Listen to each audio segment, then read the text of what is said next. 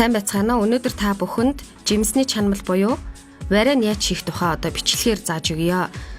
За тэгэхээр 1 кг нэрс жимс тасалгааны температурт байсан. За хоёрдугаарт нь болохоор 250 г ус. Энэ нь халуун байж болно, хүүтэн байж болно. За 500 г элсэн чихэр. За 50 г усанд дэвтээсэн 10 г желатин. Усны маань хэмжээ желатинтайгаа нийлээд ер нь бол 300 г болно гэсэн үг. За тэгээд эрдэнэ шишийн цардуул. Энэ цардуул бол алтчин бөмбөгөрт бол худалдаалагдаж байгаа. За тэгэхээр ингэнэ эхлээд 500 г элсэн чихэрнийхаа талыг нэрс жимсэн дээрээ хийж өгнө.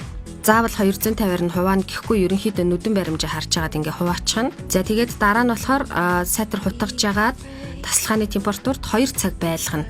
Энэ болохоор элсэн чихрээ хайлуулах, жимсэндээ шингээж өгөх арга байгаа. За тэгэхээр варен хийх сав маань бас их чухал. Ширмэн хайруулын тавг байгаа. Ер нь бол ширмэн юмн дээр их хайтайхан болдог. Яг гэвэл их удаан буцалдаг. Паланта савнд хийж болохгүй. За хайруулынхаа тавганд 250 г усаа хийгээд буцалгана. Буцалсан үед нь болохоор түрүүн үлдээсэн байсан элсэн чихэрнийхаа талыг хийгээд сайтар уустал нь хутгаж өгнө. Нэрс жимсээ баг багаар хийж хутгаж өгнө. За тэгээд ерөнхийдөө буцалтал нь хутгана. Жимсээ одоо плетигнийхаа өндөр градус дээр нэг удаа бүр хийтэл буцалгаад зөөлөн галаар багасгахтаа 40 минутын турш чанана. Гэхдээ хийж байгаа жимсний чанамлаа ерөөсө таглахгүй. Таг бол тавихгүй. Дундуур нь 5 минут тутамд нэг удаа хутгаж өгөх хэрэгтэй. Жимсний чанамлынхаа хөөсийг нь халдгаар хамж өгнө. Хүмүүс бас нөгөө ийм аргаар хийдэм билээ. Жимсээ блендерт хийх, ухагчаар нухах, тэгээд ийм янз бүрийн ларгатай байд юм билээ. Энэ нэрсний чанамлын арга нь болохоор нухахгүй, бүтнээр нь бяцлахгүй, иш үндснээс нь салгасан одоо сайтар цэвэрлсэн нэрс жимсээ усаар зайлахгүйгээр энэ бол шууд хийдэг арга байгаа. За өөрөө 40 минутын турш буцалахаараа одоо яг нухаш шиг гой зөөлхөн амттай болж өгдөг. За ингээд ерөнхийдөө 40 минут буцалсны дараа эхлээд эрдэнэ шишийн цардуулаасаа 15 г-ыг тасалж аваад бөөнөр нь пүр хийтэл хийчих юм бол цардуул голдоо бөөгнөр хаюултай байдаг. Жимсний чанамалтаа ороод тэгэхээр сайхан тарааж өгөөд хутгаад за ингээд 30 г-ыг хийн. 2 удаа хийн гэсэн үг. Юугаа желатинаа болохоор ойролцоогоор 5 минутын дараа хийн.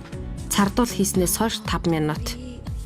Жимсний чанамлын нийт одоо чанах болох хугацаанд 50 минутын турш үргэлжилнэ. За үлдсэн сүүлийн 5 минутанда желатина хийлээ. Желатин маань өөрөө ингэ дэвтцсэн байгаа учраас шууд чанамал руугаа хийхэд хайлна. За одоо энэ хутгалтаас нь та бүхэн харж байна. Ер нь бол өтгөрсөн байна. Тэгээд ахаад 5 минут буцалгаад 50 дахь минут маань гүйцэж байгаа гэсэн үг. Тэгээд галаа ерөнхийдөө бүр унтраагаад тэгээд чанамлаа ер нь хөргөнө.